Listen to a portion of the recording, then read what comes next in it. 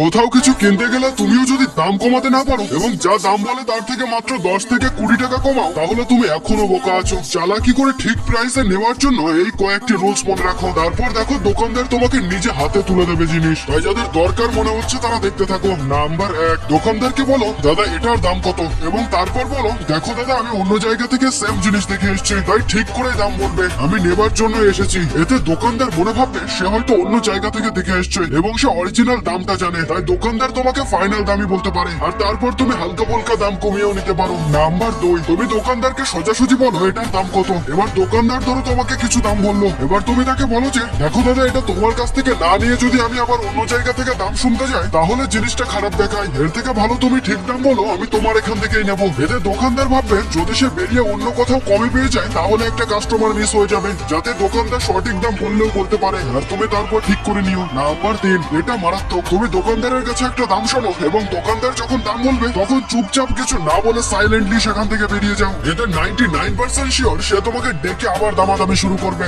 আর দোকানদার মনে করবে তুমি হয়তো সেটা নিতে ইন্টারেস্ট নাও। এতে সে ইচ্ছা করেই দাম কমিয়ে বলবে যাতে তুমি জিনিসটা নিলেও নিতে পারো।